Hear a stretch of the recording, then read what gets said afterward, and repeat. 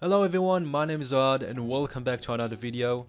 Today I would like to go over my old case investment. I originally posted a video on this topic about 8 months ago, and since then quite a lot has happened. I think Operation Shuttered Web was still on back then, the entire Csgo market crashed slowly, majors got cancelled, and here we are 8 months later in such a time that feels like there is a lot to look forward to in 2021. Rather if those RMR capsules, PGL major, Broken Fang operation, or maybe even the spread of the vaccines around the world.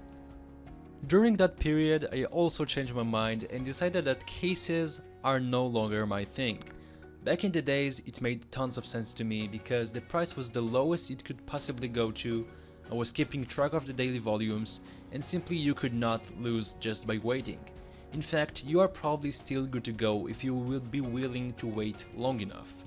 But nowadays I feel like the only thing that drives prices up is the fact that the collective players in the game believe that cases are really worth holding, in the pursuit of profit. So we see less of them in the market, some people might actually buy them too, even though most of them still drop in masses on a daily basis. It is also good to mention that what you see on the Steam community market, the quantity you see right there, is nowhere near the actual amount of existing items. People now can hold them in their inventories, third-party sites, and so if one day prices drop like crazy, don't be too surprised, most likely that's just one or two people that cashed out their profits. If you really think about it, unboxing is just not a worthwhile thing to do. It is not designed to be worthy, and the chances are always against you. About $2.5 to get that key alone. Hopefully none of you buy the key from the Steam community market and instead do it in game, and even then, please just don't buy any keys. Just to unbox a case, and apparently in 2018, Valve officially released the odds for getting a knife because of some Chinese law, so we know for a fact now that you have less than 0.3% chance to get a knife out of it. That's not a good method to make money. In most cases, even the purple skins won't save you, which means that you have only about 4% chance to really profit out of it. But regardless to all this logic, I still managed to buy well more than 22,000 cases that I kept no record of at all. And you know why? Because honestly, I didn't care about them that much. But then I realized, I can't just forget about them just like that. If there was one important lesson to be learned from 2020 is to not hold your investments for eternity, especially when it makes no sense any longer. It would have been way easier for me to buy and forget, but I can't deny the fact that we are talking about a massive amount of cases that I can probably utilize in a better way. So yeah, that's right. I'm about to sell some of them anytime soon now in order to participate in the RMR capsule sale, maybe save some for the PGL major, or to take advantage of some other things that may pop until then. But first, we must figure out how many cases we have. Just a quick take on the RMR capsules because I can feel the comments coming. I'm planning to buy some on the 19th of February.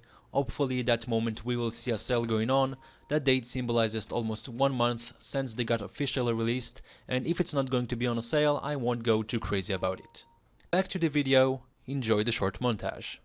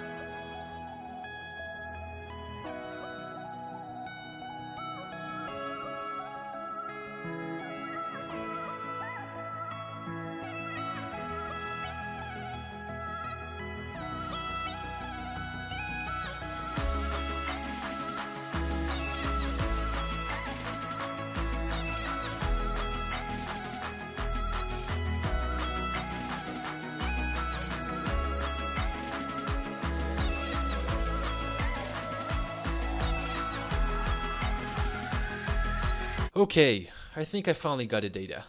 For the ones that are curious to know, it took me about 30 minutes and 45 seconds to go over it all, and even then at some point I just skipped on some of those Prisma cases, so we will give it about 300 cases overhead. I have roughly about 22,825 cases.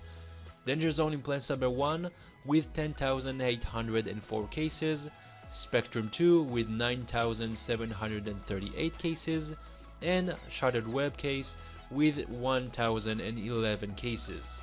In regards to the rest, just take a quick look at the sketch I'm showing you. I think I also have some Phoenix and Breakout cases in some other accounts, but that's probably not more than 10, so it's not really important to check them out for the sake of this video. I also had to do a little bit of extra research on the prices I bought them for, and to do that I watched some of my own old videos, which it was weird to reminisce, but here's what I found out. I literally made no money at all on my Danger Zone cases. Spectrum 2 got 3 times the original price I paid for, the Prisma case remained the same, CS20 got 4 times its original value, and apparently I'm losing on the Shattered Web cases. I bought them roughly for 3.66 ILS, but I simply never got out of it.